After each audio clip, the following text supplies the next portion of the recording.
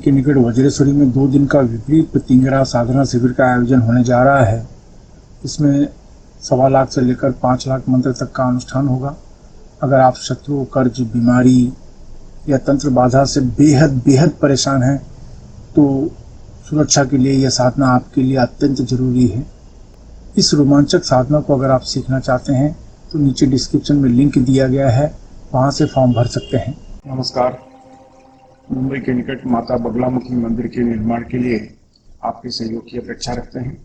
अगर आप सहयोग करना चाहते हैं तो पेटीएम, बैंक ट्रांसफर या यूपीआई से दान कर सकते हैं और ये दान इनकम टैक्स में आयकर धारा एटीजी के अंतर्गत टैक्स में छूट का लाभ ले सकते हैं।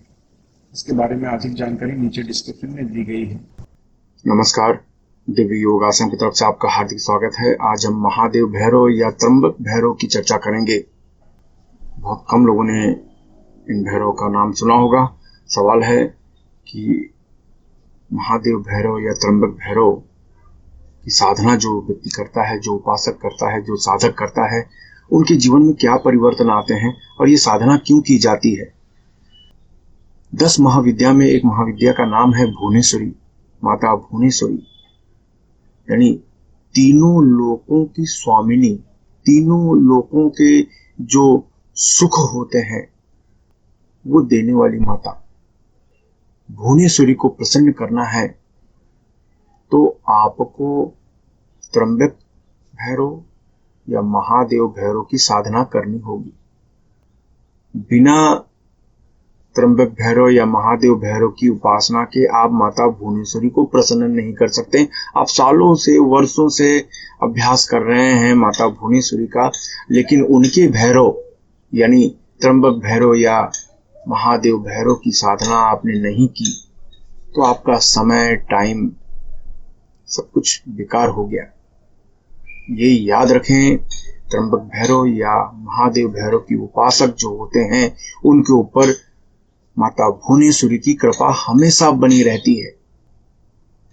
कहने का अर्थ है कि एक जो उदाहरण है कि तीनों लोकों की सैर करना, जब भगवान शिव ने ये कहा कि तीनों लोकों की सैर करना है तो कार्तिकेय तीनों लोकों की सैर करने के लिए चले गए, लेकिन भगवान गणेश ने सिर्फ माता पिता की ही प्रदक्षिणा कर ली 3 बार, यानी तीनों लोकों की सैर हो गई। मैं ये कहना चाहता हूं कि आप भुवनेश्वरी के उपासक हैं, आप बहुत मेहनत कर रहे हैं, जी जान से मेहनत कर रहे हैं, लेकिन अगर आप महादेव भैरव या त्र्यंबक भैरव की आराधना कर लें तो आप ऐसा महसूस करेंगे कि माता भुवनेश्वरी की कृपा तो आपको मिल गई है। और जो माता भुवनेश्वरी की कृपा मिल जाती है उसके लिए आज इस कलयुग में कुछ भी इम्पॉसिबल नहीं है, कुछ भी असंभव नहीं माना जाता। ये हमेशा सुखी माने जाते हैं। जीवन में सुखमय जीवन को प्राप्त करने के लिए एक मनुष्य को क्या चाहिए? धन चाहिए, आरोग्य चाहिए, बीमारी मुक्त शरीर चाहिए, परिवार में खुशहाली चाहिए, क्लेश मुक्त जीवन चाहिए, समझदार पार्टनर चाहिए, समझदार होनहार संतान चाहिए और ऐसा व्यक्तित्व चाहिए जिसके बारे में शत्रु सोच भी ना पाए, बुरा करने की तो सोच ही नहीं सकता, ऐसा व्यक्तित्व। और आप जो नौकरी धंधा कर रहे हैं उसमें आप निरंतर तरक्की करते चले जाइए। ये एक प्रकार का सुख माना जाता है। तो माता भुवनेश्वरी के जो उपासक होते हैं या महादेव भैरव या त्र्यंबक भैरव के जो उपासक होते हैं, ये अपने जीवन में, अपने जीवन काल में ही सब कुछ प्राप्त करने में समर्थ रहते हैं।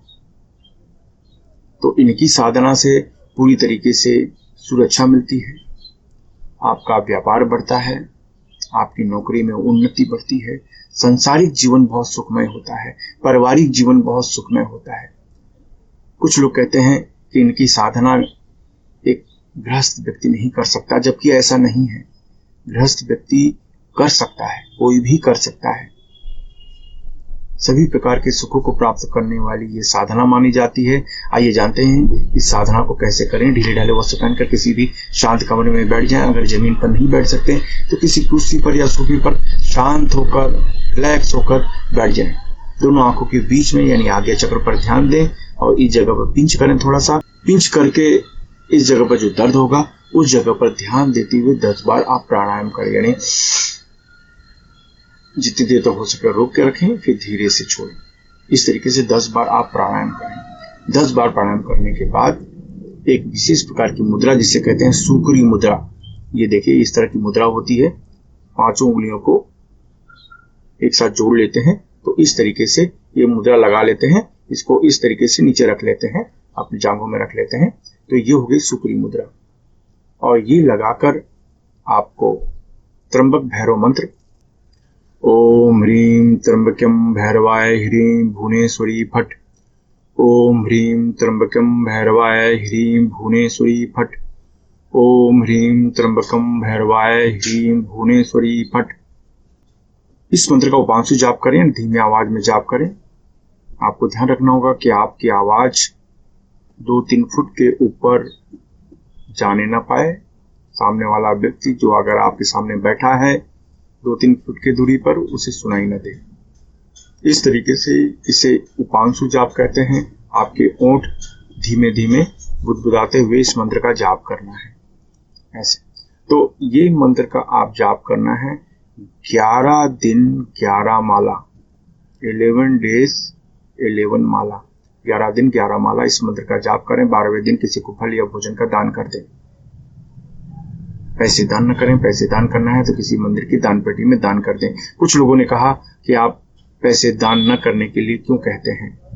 मैं किसी व्यक्ति को पैसे दान किया जाए, अगर वो शराब पीता है, सिगरेट पीता है, गुटखा खाता है, तो आपके उस दान स्वरूप दिए हुए पैसे का दुरुपयोग माना जाता है। तो ऐसा न करके आप दान पेटी में, मंदिर की दान पेटी में आप पैसे दे दें, वो अच्छा है। किसी कुंवारी कन्या को खाना खिला दे, भोजन दे दे, तो वो बहुत शुभ माना जाता है। कहने का अर्थ ये है कि 11 दिन 11 माला, 12वें दिन किसी को फल या भोजन का दान कर दें। इस तरीके से आप देखेंगे कि आपको बहुत लाभ मिल रहा है। अगर आप भुवनेश्वरी के उपासक हैं तो उसके बाद 1 माला मंत्र का जाप करें और उसके बाद भुवनेश्वरी के मंत्र का जाप करें, यानी उनकी साधना करें। इस तरीके से आप महसूस करेंगे कि पहले की तुलना में आपका सफलता का प्रतिशत बढ़ गया है। अगर आप भुवनेश्वरी, माता भुवनेश्वरी के उपासक नहीं भी हैं तो भी त्र्यंबक भैरव या महादेव भैरव की उपासना करने से आपको वही लाभ मिलेगा जो माता भुवनेश्वरी की साधना से मिलते हैं। ये किसी भी मंगलवार से, पूर्णिमा से, गुरु पुष्य नक्षत्र से, रवि पुष्य नक्षत्र से इस मंत्र का आप जाप कर सकते हैं। अगर आप किसी माला से मंत्र का जाप कर रहे हैं तो रुद्राक्ष की माला से, स्फटिक की माला से, मूंगा माला से इस मंत्र का जाप कर सकते हैं। तो ये जो मंत्र है आपकी सभी प्रकार की इच्छाओं को पूर्ति करता है और आपको लाभ प्रदान करता है। कम समय में आपको अनुभव देता है। जहां आपकी जीवन की सुरक्षा होती है वहीं पर आप सुख समृद्धि भी प्राप्त करते हैं, जो कि एक मनुष्य के, साधारण मनुष्य के जीवन की बहुत बड़ी महत्वाकांक्षा होती है। तो आप ये अभ्यास करें। आप जानते हैं इस अभ्यास के कुछ नियम। अपनी पूरी श्रद्धा बनाए रखें। इस मंत्र को गृहस्थ सन्यासी कोई भी जप कर सकता है। इस अभ्यास में दीक्षा की जरूरत इसलिए नहीं होती क्योंकि आप अपने आगे चक्र पर ध्यान देकर मंत्र जपते हैं। इस मंत्र से शरीर में अत्यधिक गर्मी पैदा होती है, इसलिए ढीले ढाले वस्त्र पहनकर अभ्यास करें। महिलाओं को सम्मान दें। पति पत्नी अगर इस मंत्र का अभ्यास करें तो 10 गुना ज्यादा लाभ मिलता है। अगर आप नौकरी कर रहे हैं, बेरोजगार हैं या आप विद्यार्थी हैं, गृहिणी हैं, तो इस मंत्र को पूरी दिशा की तरफ मुंह करके जपें। अगर आप व्यापार कर रहे हैं या कला के क्षेत्र में हैं तो इस मंत्र को पश्चिम दिशा की तरफ मुंह करके जपें। अगर आप लॉटरी, सट्टा, शेयर मार्केट से जुड़े हैं या बैंकिंग क्षेत्र, मेडिकल क्षेत्र, होटल के व्यवसाय के क्षेत्र में हैं तो इस मंत्र को उत्तर दिशा की तरफ मुंह करके जपें। अगर आप जमीन खरीदने बेचने का कार्य करते हैं, खेती का कार्य, कोयला, लोहा, चमड़ा तथा तेल के क्षेत्र में हैं या कोई ऐसा कार्य करते हैं जिसमें आपको ब्रोकरेज देना पड़े या लेना पड़े, यानी दलाली लेनी पड़े या देनी पड़े तो इस मंत्र को दक्षिण दिशा की तरफ मुंह करके जपें। इस मंत्र का जाप 18 वर्ष के ऊपर कोई भी स्त्री पुरुष कर सकता है।